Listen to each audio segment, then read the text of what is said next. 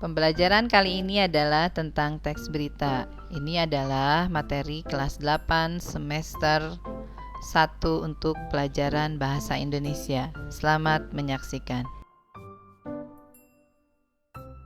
KD-nya adalah 4.2, menyajikan data, informasi dalam bentuk berita secara lisan dan tulis dengan memperhatikan struktur, kebahasaan atau aspek lisan, meliputi lafal, intonasi, mimik, dan kinesik.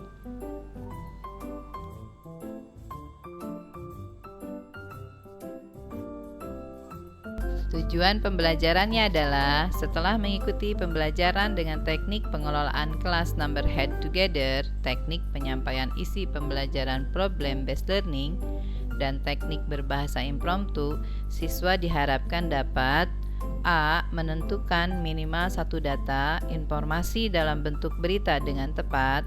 B. Menyusun minimal satu data, informasi dalam bentuk berita dengan benar. Dan C. Membacakan minimal satu teks berita dengan memperhatikan struktur, kebahasaan atau aspek lisan yang meliputi lafal, intonasi, mimik, dan kinesik dengan tepat.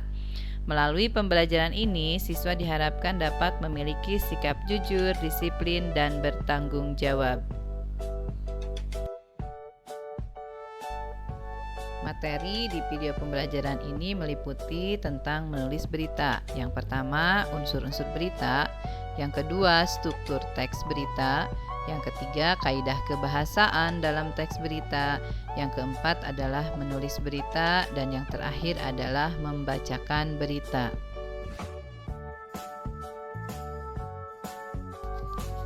Pengertian berita.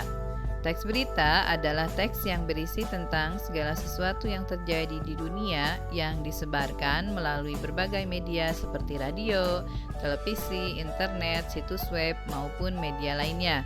Teks berita berisi fakta, tetapi tidak semua fakta bisa dijadikan berita.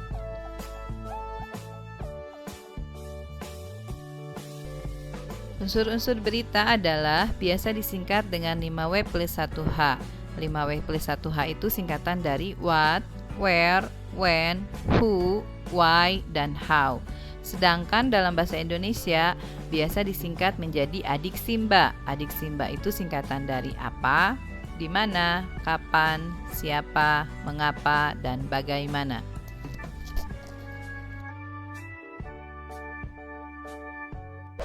Sedangkan struktur teks berita itu terdiri dari 3. Yang pertama itu adalah kepala atau disebut head atau headline.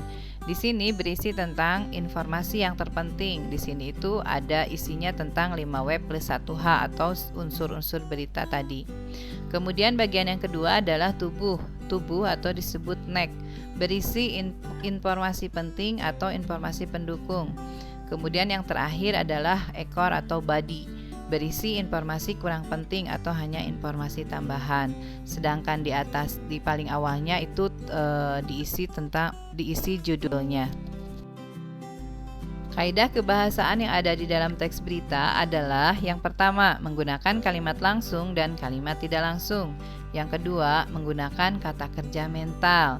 Ketiga, menggunakan konjungsi temporal. Yang keempat, menggunakan keterangan waktu. Dan terakhir, menggunakan bahasa yang baku. Setelah kita mengetahui unsur-unsur berita, kemudian struktur berita, dan terakhir adalah kaidah kebahasaan, selanjutnya adalah kalian diharapkan bisa menulis berita. Langkah-langkah dalam menulis berita adalah yang pertama menentukan inti informasi, yang kedua menyusun kerangka berita, yang ketiga mengembangkan kerangka berita, dan terakhir adalah menentukan judul berita.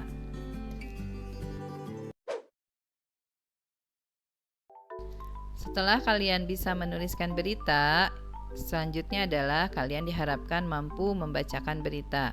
Hal-hal yang harus diperhatikan dalam membacakan berita adalah yang pertama lafal atau pengucapan, yang kedua intonasi atau nada naik turunnya suara, yang ketiga jeda, yang keempat adalah vokal atau kenyaringan suara. Yang kelima ekspresi. Ekspresi ini adalah mimik wajah. Yang terakhir adalah kinesik.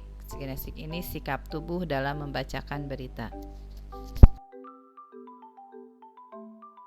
Terima kasih telah memperhatikan video pembelajaran ini. Sampai berjumpa di video selanjutnya.